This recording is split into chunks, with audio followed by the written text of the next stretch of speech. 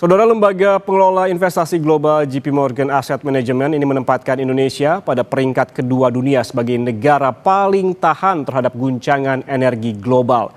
Apa yang perlu diwaspadai dari skor gemilang ini? Seberapa penting diversifikasi sumber energi perlu dilakukan? Kita langsung tanyakan kepada Andri Satrio Nugroho, Kepala Pusat Industri, Perdagangan dan juga Investasi Indef. Mas Andri, selamat pagi. Selamat pagi, Mas Yan. Mas Andri, kita lihat tadi bahwa ada JP Morgan yang menempatkan Indonesia di peringkat kedua negara paling tahan guncangan krisis energi global. Ini melihat kondisi domestik saat ini, Anda sepakat dengan rilis JP Morgan ini? Ya tentu kalau kita melihat memang dari apa yang disampaikan di JP Morgan sendiri hanya melihat dari sisi komposisi sumber energi saja begitu ya. Tentu kalau kita melihat dari komposisi sumber energi sebesar 54%, memang kelistrikan kita didominasi oleh batu bara. Tapi kalau kita melihat dari sisi pasar begitu ya, pada hari ini sepertinya dari IHSG saja begitu ya, dari awal Januari sampai ke akhir April ini koreksi yang memang cukup tajam gitu ya. Kita melihat juga dari sisi rupiah dan juga capital outflow dari Indonesia itu cukup besar, dan menurut saya agak kontradiktif begitu ya apa yang disampaikan oleh JP Morgan dan juga kondisi ekonomi secara keseluruhan. Kalau saya melihat bahwa indikator JP Morgan ini tidak menangkap tiga realitas yang sebetulnya kita hadapi pada hari ini. Pertama, tentu kita net importer minyak, defisit migas kita sudah 29 miliar US dollar, dan kalau kita berbicara mengenai sumber dari pasokan minyak kita memang 20% dari Selat Hormuz, betul, tetapi kalau kita lihat 80%-nya memang dari Singapura dan Malaysia. Yang tidak disadari adalah pasokan yang dari Singapura dan Malaysia itu juga berasal dari Middle East, dan tentunya ini tidak tergambarkan dari perhitungan dari JP Morgan. Lalu yang kedua itu adalah bagaimana subsidi dan kompensasi energi di APBN 2026 saja itu sudah dialokasikan 380 triliun, dan tentu sudah ada suntikan baru begitu ya 100 triliun di awal April, dan kemungkinan besar kalau dari sisi harga minyak masih di atas 100 US dollar per barrel dan juga rupiah masih terkontraksi bahkan sampai 17.300. Tentu ini pasti akan memberikan dampak yang cukup besar. Dan tentu kalau kita melihat JP Morgan masih belum bisa meng-capture hal tersebut begitu, Mas Yan. Oke, sebelum kita bahas lebih jauh terkait dengan fiskal, tadi juga disebutkan soal subsidi, kita kelompokkan dulu terkait konteks apa yang dirilis oleh JP Morgan. Kan setiap lembaga ini memiliki indikator-indikator tersendiri setiap mengeluarkan rilis. Betul. Nah, indikator yang dikeluarkan ataupun yang dipakai oleh JP Morgan adalah total insulation factor, seperti tadi produksi batu bara, produksi gas, dan juga energi terbarukan. Menurut Anda, indikator-indikator ini apakah juga bisa mengungkapkan ataupun mewakili narasi ketahanan energi domestik?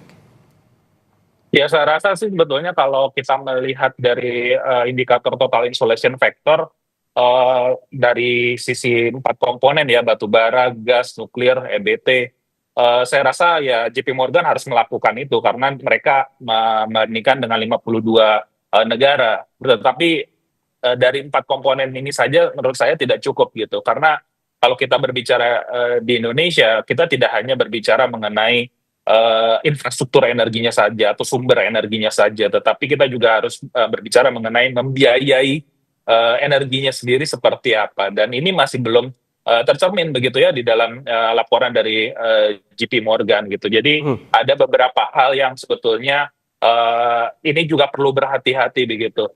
Pertama juga kita bisa melihat memang dari sisi kelistrikan tadi saya sudah sampaikan di atas 50% masih berasal dari batu bara. Tetapi kalau kita melihat di krisis waktu Ukraine dan Rusia ya Januari 2022, ada mekanisme terkait dengan DMO sendiri untuk membuat agar ketahanan dari energi kita masih besar gitu ya. Tetapi kembali lagi kalau kita hanya mengandalkan kepada cadangan batu bara, menurut saya ini adalah sesuatu yang juga rentan ke depannya gitu ya. Meskipun Hmm.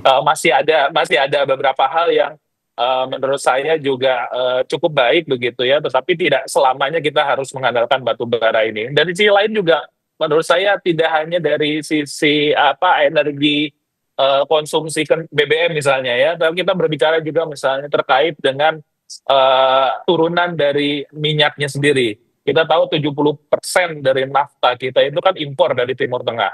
Kita sudah bisa merasakan hari ini gimana harga plastik gitu ya sudah mahal begitu, dan pupuk belum juga tekstil yang bahan bakunya sudah meningkat. Ini menurut saya salah satu bukti juga Hmm. bahwa dari sisi JP Morgan belum melihat sampai ke arah misalnya dari sisi industrinya sendiri yang Oke.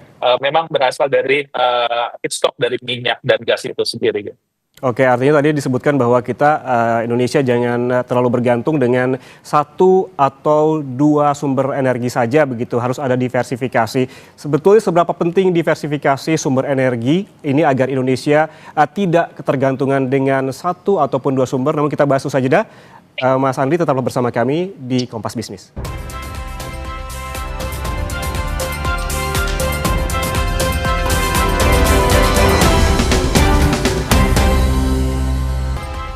Saudara, kita lanjutkan perbincangan soal rilis JP Morgan yang menyebutkan Indonesia jadi negara peringkat 2 yang tahan krisis energi global. Bersama Andri Satrio Nugroho, Kepala Pusat Industri Perdagangan dan Investasi dari Indef. Mas Andri, kita lanjutkan. Tadi kita sempat membahas terkait dengan seberapa besar sih sebetulnya produksi dari batu bara di Indonesia. Bisa ditampilkan di layar. Tadi juga kita membuat grafis di mana memang indikator-indikator apa saja yang menjadi bahan pertimbangan dari JP Morgan begitu. Termasuk ini produksi batu bara sebesar 48% dan produksi gas bumi 22%. Kalau Anda melihat dua skor dari produksi batu bara dan juga gas bumi ini, analisis Indef seperti apa? Produksi batu bara Indonesia cukup besar sehingga menempati skor 48%. Ya, menurut saya kembali lagi ya bahwa kita tidak bisa menjawab kerentanan dari aspek energi kita dengan solusi yaitu batu bara saja begitu. Memang kita tahu bahwa dari sisi ketenaga listrikan batu bara menjadi salah satu championnya ya, salah satu yang menyelamatkan kita begitu dari krisis energi pada hari ini. Tetapi menurut saya itu tidak cukup gitu, bahwa memang besar, tetapi harus ada diversifikasi energi ke depannya. Dan tentu selain kita berkaca kepada batu bara dan juga gas, kita harapkan sih diversifikasi ke depannya sudah mulai harus masuk ke arah energi baru terbarukan. Dan kita juga perlu melihat begitu ya dari data JP Morgan, produksi energi terbarukan itu kurang lebih hanya 7% saja. Dan kalau kita melihat dari data Kementerian SDM ya kurang lebih ada sekitar 15% gitu ya untuk bauran EBT pada akhir 2025. Dan tentu ini tuh ada peningkatan begitu ya dari 14,6% menuju 15,7%, tetapi tidak cukup begitu karena memang masih jauh daripada target yang diharapkan 20% gitu ya, dan sampai 23%.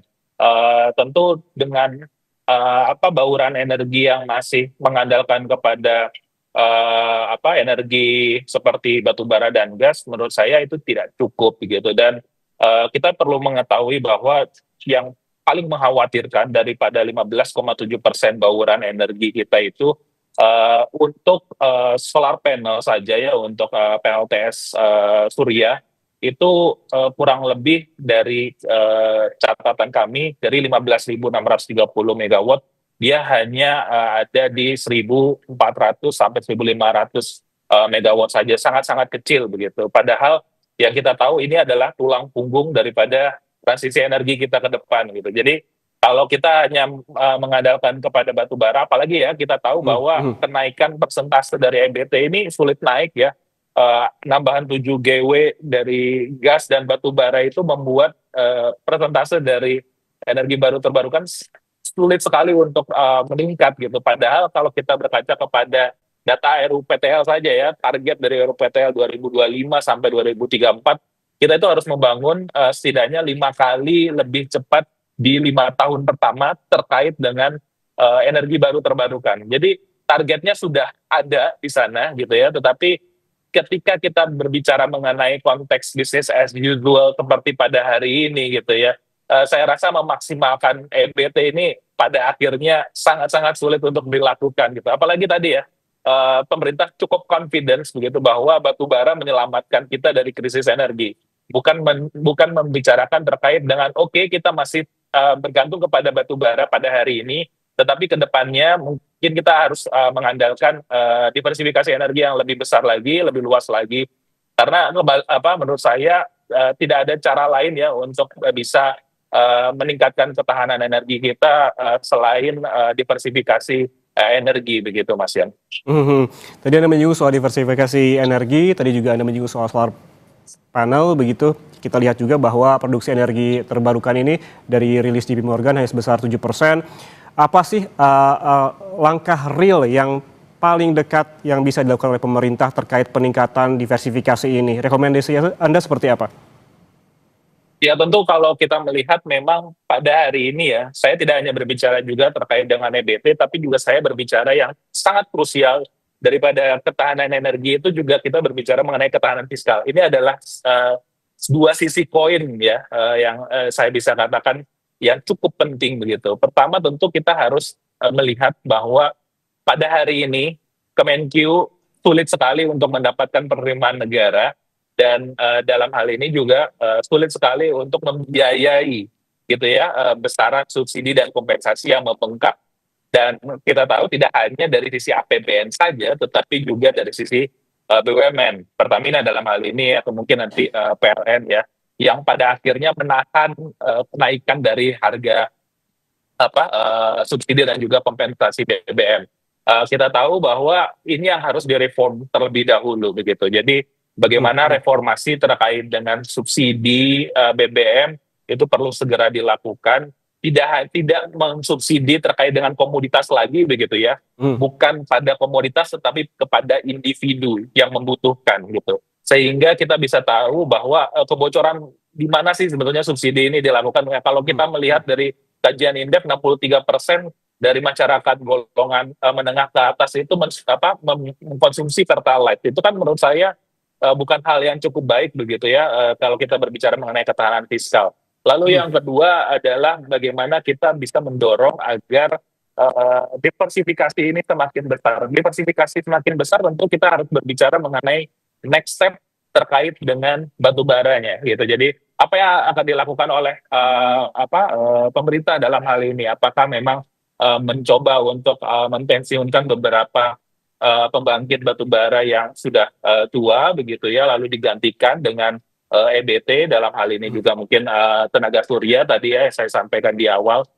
Menurut saya itu salah satu hal yang harus segera dilakukan gitu. Dan Presiden sendiri sudah menyampaikan bahwa ke depan terkait dengan PLTS 100 GW perlu didorong gitu. Tetapi menurut saya tantangannya adalah bukan hanya berbicara mengenai rencana ke depan, tapi bagaimana mengimplementasikannya. Bahkan sangat optimis sekali gitu ya Presiden mengatakan 100 GW di dalam 2 tahun begitu ya. Itu yang menurut saya harus dipetakan lagi apakah memang VLTS-nya bisa mencukupi gitu ya dari sisi manufacturer-nya gitu ya, dari sisi domestic manufacturer-nya. Lalu kita berbicara juga selama pembangkit dari sisi batu bara itu juga masih reliable, maka akan semakin susah gitu ya jika tidak ada insentif tambahan terkait dengan PLTS ini begitu Mas Yan. Berarti tantangannya cukup besar begitu yang harus dihadapi oleh pemerintah terkait hal ini. Tadi juga Anda menyinggung soal adanya kebocoran subsidi energi sebesar 63% kajian dari Indef begitu. Tapi ngomong-ngomong soal subsidi energi khususnya, Mas Andri, ini seberapa besar sebetulnya kebijakan subsidi energi jadi faktor pendorong yang membuat skor resilience Indonesia tinggi di mata JP Morgan? Iya tentu sangat besar ya bahwa tadi saya sampaikan di awal kita sudah mengalokasikan untuk APBN 2026 saja dengan asumsi kurs 16.500 dan juga harga minyak di 70 US dollar per barrel itu kita asumsikan 380 triliun untuk subsidi dan juga kompensasi BBM. Nah itu baru asumsi awal ya, kita melihat pada hari ini harga minyak sudah di atas 100 US dollar per barrel, terkait dengan kurs sudah 17.300 begitu ya, dan menurut saya ini menjadi tambahan ganda gitu. Yang awalnya 380 triliun bisa jadi kalau hal ini tidak diselesaikan secara cepat, kemungkinan besar di akhir tahun alokasi terkait dengan anggaran yang harus kita berikan gitu ya, itu kurang lebih 2 kali lipat daripada di awal perencanaan APBN 2026. Jadi bisa jadi di atas 380 triliun. Harapannya tidak terjadi seperti itu, tapi kalau kami melihat ya kurang lebih 400 sampai 600 triliun harus dialokasikan. Nah, persoalannya adalah apakah memang APBN kita cukup untuk membiayai subsidi dan juga kompensasi tersebut. Menurut saya dengan kemampuan sisa anggaran lebih yang pada hari ini sudah dipakai di mana-mana begitu ya, sudah ada suntikan juga kurang lebih 100 triliun di awal April. Kemungkinan besar kalau kita tidak segera mengantisipasi ini, tentu APBN kita akan sangat sulit untuk membiayai belanja-belanja yang lain gitu. Dan kemungkinan besar yang saya prediksi Mei ini bisa jadi ada kenaikan harga gitu ya, untuk terutama untuk BBM yang kompensasi gitu. Jadi kami melihat bahwa dari sisi kecukupan anggaran untuk menahan terkait dengan krisis energi ini semakin lama semakin sulit begitu dilakukan, dan tentu dalam hal ini yang pada akhirnya menanggung begitu ya, itu adalah dari sisi konsumen gitu, Mas ya. Oke, yang menanggung akhirnya konsumen juga. Tapi ngomong-ngomong soal ini, berarti artinya seperti yang dijelaskan oleh Mas Andri tadi, artinya jika ketahanan energi masih ditopang oleh instrumen fiskal seperti subsidi dan juga kompensasi energi yang nilainya sangat besar, jadi apa yang perlu diperhatikan oleh pemerintah sebagai pekerjaan rumah? Perlukah ada upaya sistematis yang lebih struktural dibanding mengandalkan subsidi? Oke, jadi kalau kita melihat memang salah satu way out yang kami sampaikan di awal untuk untuk kendaraan terutama, yaitu adalah yang paling bisa dilakukan adalah percepatan elektrifikasi kendaraan secara serius begitu ya. Bagaimana pemerintah juga dalam hal ini sudah mulai ke arah sana untuk melakukan subsidi motor listrik 5 juta per unit gitu ya, targetnya untuk target 6 juta unit mulai di tahun 2026. Kita juga melihat bahwa ada beberapa insentif yang diberikan oleh pemerintah begitu di awal tahun kemarin, tetapi semakin ke sini ada beberapa sebetulnya kebijakan pemerintah yang sepertinya kontradiktif begitu ya untuk percepatan terkait dengan elektrifikasi kendaraan itu sendiri gitu ya. Salah satunya kalau saya bisa sebutkan terkait dengan Permendagri 11 2026, di mana pajak pada hari ini, pajak untuk kendaraan listrik akan dibebankan kepada pemerintah daerah, dan pemerintah daerah dalam hal ini bisa menarik terkait dengan pajak kendaraan listrik, dan ini semakin membuat menurut saya adopsi kendaraan listrik ke depannya makin sulit begitu ya, dan ini kan salah satu way out untuk keluar dari jebakan subsidi dan juga kompensasi BBM, tetapi pemerintah dalam hal ini masih memiliki catatan yang cukup serius untuk mendorong percepatan elektrifikasi kendaraan tersebut. Lalu yang selanjutnya itu adalah kita tidak bisa tidak mengandalkan cadangan strategis terkait dengan BBM. Ya, jadi pemerintah perlu segera investasi terkait dengan cadangan strategis BBM. Kita memiliki cadangan kurang lebih 20 sampai 23 hari, itu pun stok operasional Pertamina ya, bukan cadangan strategis negara, yang menurut saya harus ditingkatkan kembali karena kita tidak tahu ke depannya seperti apa ya. 2026 ini sesuatu yang tidak diprediksi sebelumnya dengan krisis di Selat Hormuz. Bisa jadi di 2027 kita hopefully tidak terjadi begitu ya, tapi kita harus bisa melakukan mitigasi beberapa hal tersebut. Dan yang terakhir menurut saya adalah reformasi terkait dengan subsidi BBM ini sendiri ke depannya harus didorong agar tidak ada kebocoran yang yang terjadi gitu ya. Dan dalam hal ini Kementerian SDM sudah mulai memberikan kuota terkait dengan subsidi BBM untuk Pertalite salah satunya. Tetapi kembali lagi, selama yang disubsidi itu adalah komoditas, selama yang disubsidi itu adalah produk, pasti kebocoran itu akan terjadi gitu ya. Oke. Ada baiknya individu yang harusnya disubsidi gitu, sehingga kebocoran-kebocoran ini tidak terjadi, dan dalam hal ini juga fiskal kita bisa cukup prudent dan cukup tahan begitu Mas ya. Oke, baik, banyak hal yang bisa dilakukan secara struktural begitu. Di antaranya yang bisa saya garis bawahi terkait juga dengan memaksimalkan elektrifikasi kendaraan, juga tadi soal kebocoran subsidi juga perlu diantisipasi. Terima kasih atas waktunya bersama kami di Kompas Bisnis, Mas Andri Satrio Nugroho, Kepala Pusat Industri, Perdagangan dan juga Investasi Indef. Sehat selalu.